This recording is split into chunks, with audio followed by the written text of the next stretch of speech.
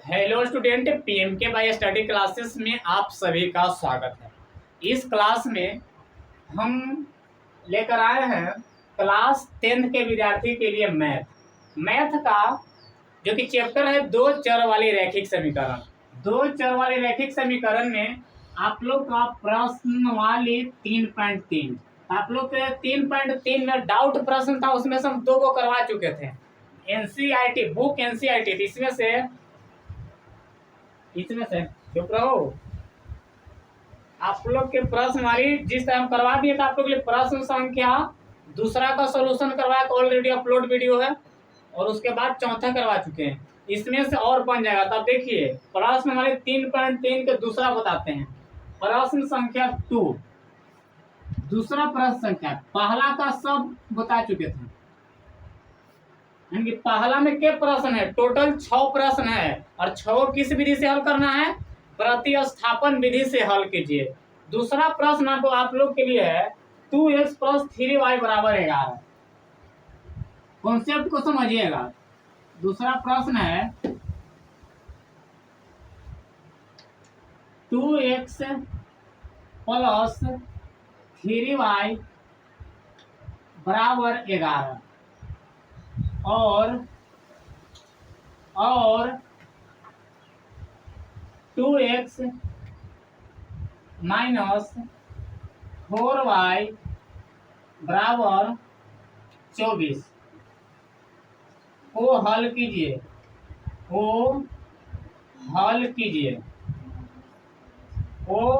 -24 यहाँ पे दिया हुआ है, -24 को हल कीजिए और इससे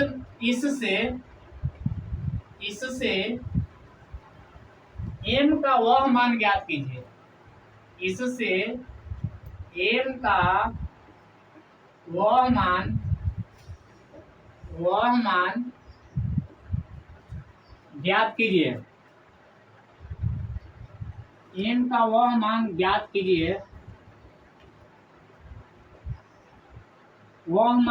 कीजिए, जिसके लिए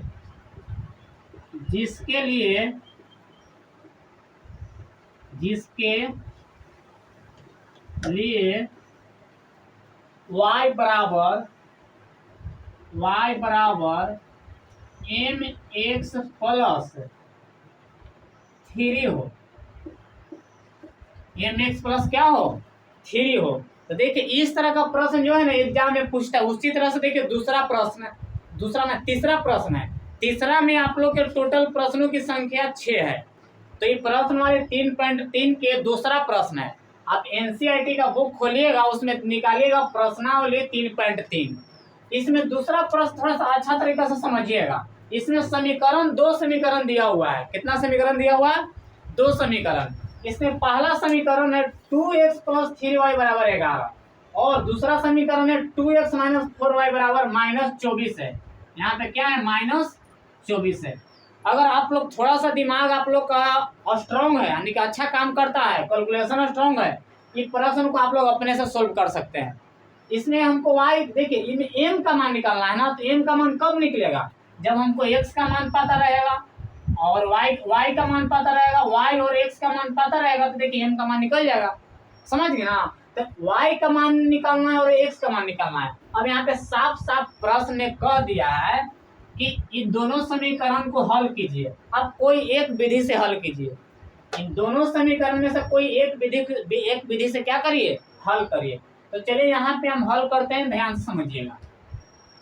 यहाँ पे लिखते हैं हल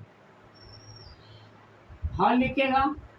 समीकरण को मान लीजिएगा माना कि, लिखिएगा माना कि, ध्यान पूर्वक से समझिएगा, कुछ नहीं है, माना कि एक समीकरण है 2x + 3y बराबर कितना है?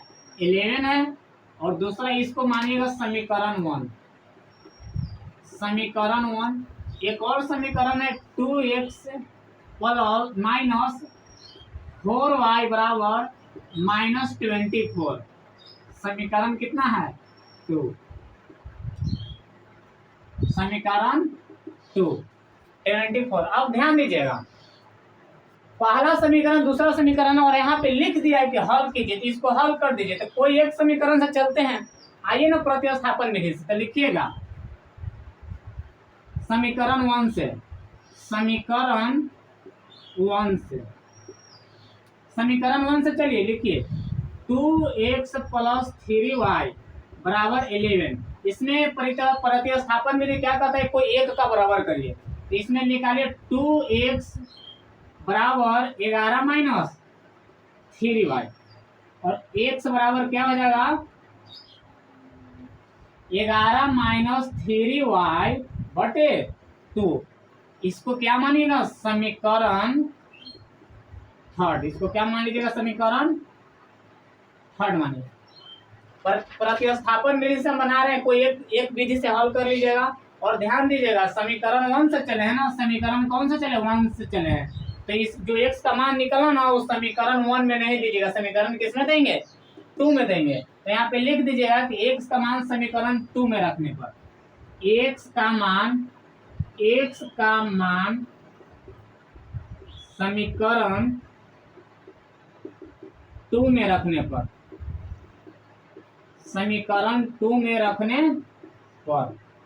अब x का मान समीकरण 2 में रखे, समीकरण 2 है 2x माइनस 4y बराबर माइनस 24।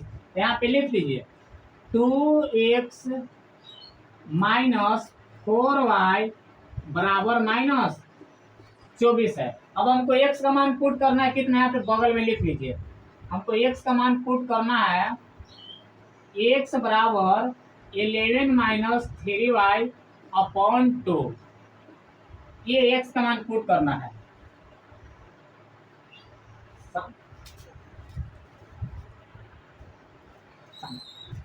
यहाँ पे x का मान पुट करिए 2x माइनस 4y बराबर माइनस 24। x है ये 2 गुना में है तो इसको लिखिए 2 इंटू 11 माइनस 3y बटे 2, माइनस है तो माइनस 4y बराबर माइनस 24। अब देखिए यहाँ इंटू है, गुना यहाँ कटना है तो काट दीजिए, 2 से 2 क्या हो गया कैंसिल हो गया। तो आप लोगों का कितना बच गया 11,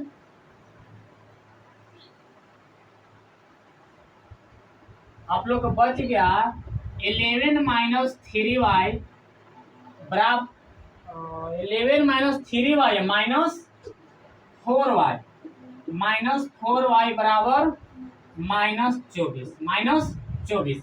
अब y वाला को जोड़ दीजिए तो माइनस माइनस प्लस हो जाएगा। तो 4 और 3 कितना हो जाएगा 7y हो जाएगा, यानी कि माइनस 7y बराबर क्या हो गया माइनस 24। माइनस माइनस प्लस 4 लिखा गया 7y, क्या हो जाएगा 7y। और जो बड़ा डिजिट रहा था उसका चिन्ह लिखा था, तो बड़ा देखिए 4 का है तो इसीलिए यहाँ पे माइनस लिखे। अब इसमें y का मान निकालिए, तो y वाला को एक साइड करिए, माइनस 7y बराबर माइनस 24। इसको पक्षांतर करेंगे तो प्लस में है तो इधर आएगा, तो माइनस में प्लस है, इधर आएगा तो माइनस में, तो माइनस कितना आ जाएगा 11, माइनस माइनस प्लस हो जाएगा।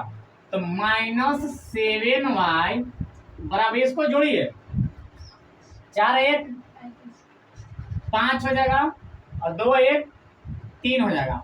अब इसमें माइनस का चिन्ह लगेगा, माइनस माइनस माइनस खत्म, y बराबर कैंसिल, उड़ गया, इसको उड़ा दिए। अब 35 बटे कितना हो गया 7, डिवाइड करेगा तो 7 बचे 35। y का मान कितना निकल गया 5। हमको ये y का मान चाहिए, हमको तो चाहिए m का मान, तो x का मान भी निकालिएगा, x का मान यहाँ पुट करिएगा तो x का मान निकालिए। तो y का मान लिखिए समीकरण कोई में दे दीजिए, आइए समीकरण 1 में दीजिए या 2 में दीजिए या 3 में दीजिए। तो y का मान समीकरण थर्ड में रखने पर, यानी कि समीकरण तीसरा में रख रहे हैं, समीकरण थर्ड में रखने पर साइलेंट। अब देखो समीकरण तीसरा क्या है, ये है, तो लिख दीजिए 11 माइनस 3y अपॉन कितना 2 रहो, साइलेंट रहो, साइलेंट। समझिए आप लोग ध्यान से समझिए। 11 माइनस 3y बटे क्या है 2 है। तब इसमें हम देखिए बराबर कितना है, बराबर नहीं है, x बराबर है, x बराबर है। अब हमको y का मान कितना रखना है 5 रखना है, तो y का मान कितना देंगे 5 रखना है, तो लिख देंगे चूंकि y का मान कितना रखना है। चले यहाँ पे आगे लिखते हैं, यहाँ पे आगे लिखते हैं।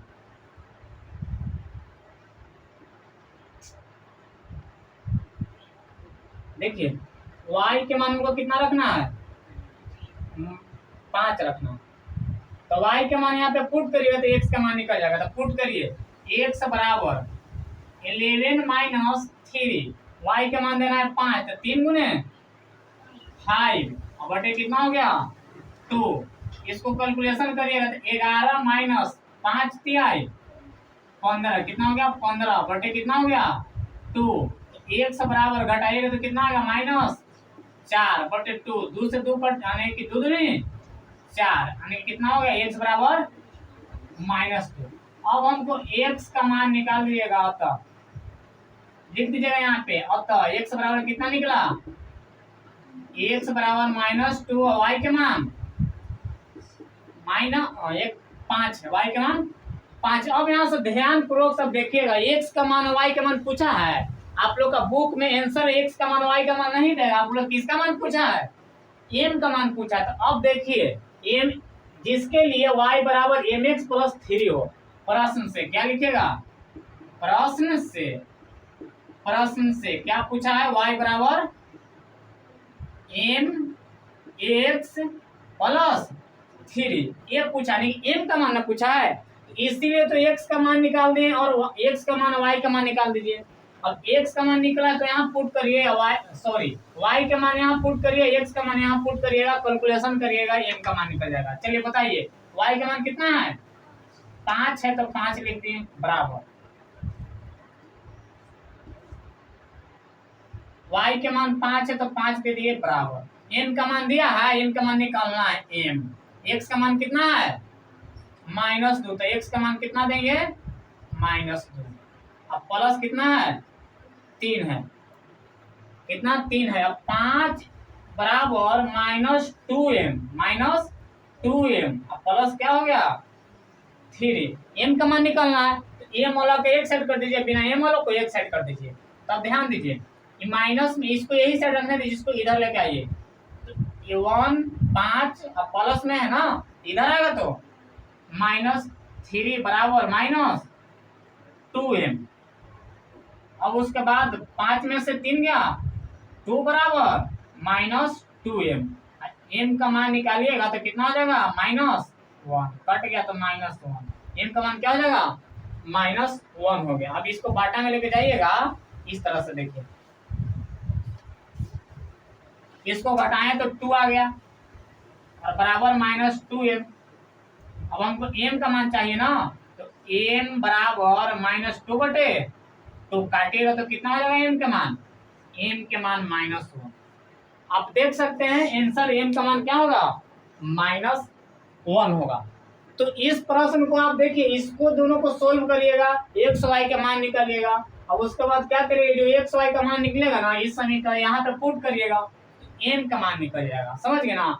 तो इस कोई विधि से आप बनाइएगा, आप यहाँ लिख भी सकते हैं कि वो प्रतिस्थापन विधि से बनाए। तो प्रतिस्थापन विधि का मतलब यही होता है कि वो एक समीकरण से चलिएगा, जिस समीकरण से चलिएगा ना और जिसका मान निकालिएगा x या y के, उसका मान जो है समीकरण 2 में पुट करिएगा।